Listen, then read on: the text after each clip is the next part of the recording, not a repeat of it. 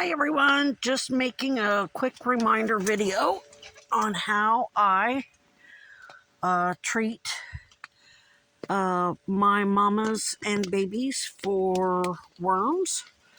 I buy the Safeguard liquid.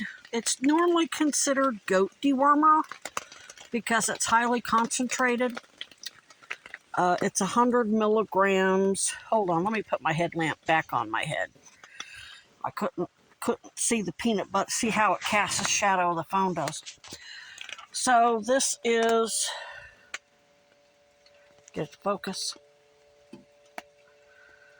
not gonna focus, 100 milliliters per 100 milligrams per milliliter. Then I have basically a shot glass that has milliliters on it. And an adult pregnant raccoon would get probably 4 milliliters, 5 milliliters. So this is the most economical way to go, because if you buy, let's say you get the 200 milligram or I think it's 2 grams, which will treat a 5-pound or 10-pound dog. That's $8 for 3 doses for a 1-week treatment. So if you have to treat them for 2 weeks or even multiple weeks, you're already at, the $8 is 16. So if you buy 4 of those boxes for the small dogs, you're already at this. This will treat about 10 weeks. So you can treat multiple animals for multiple weeks for $36 now. It used to be $30, then it went up to $33, now it's up to $36. So, but that's all of them are going up. That's everything. Dog food included. So I get me a bowl that doesn't have any cracks. I put a big glob of peanut butter in it. Then I measure out my dewormer, pour that in, and then mix it. So I'm basically apothecary. I'm mixing in and they don't taste it. The peanut butter smell and taste is so overwhelming and this basically just tastes like nothing, like Maalox. It really doesn't have a taste. It's got somewhat of a salty taste. It's fenbenzonal, and it pretty much covers everything. It saved a lot of lives. I mean, you're watching it in real time save Hunter, and it has saved Trevor multiple times. Annie, I mean, I can go on and on.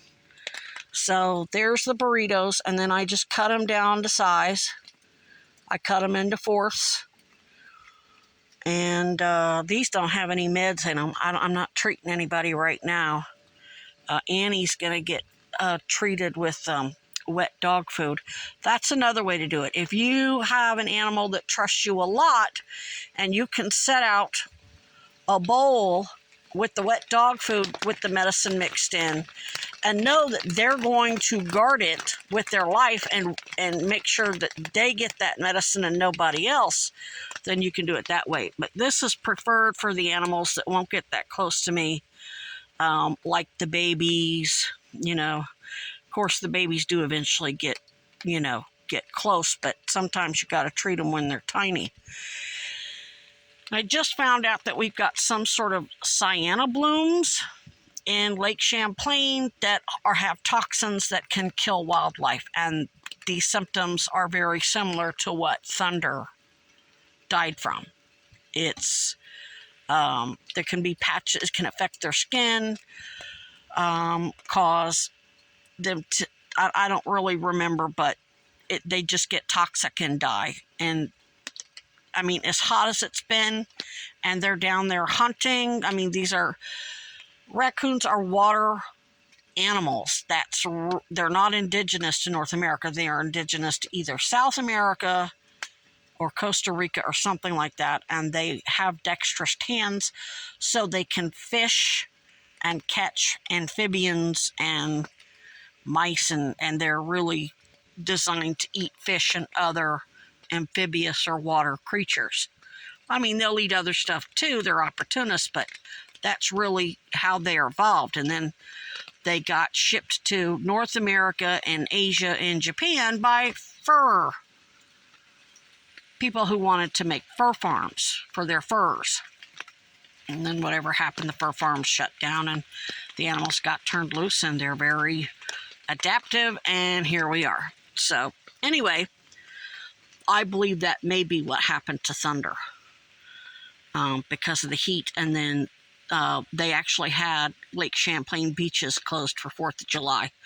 The heat is what's actually causing those cyanotic blooms. It starts with a C.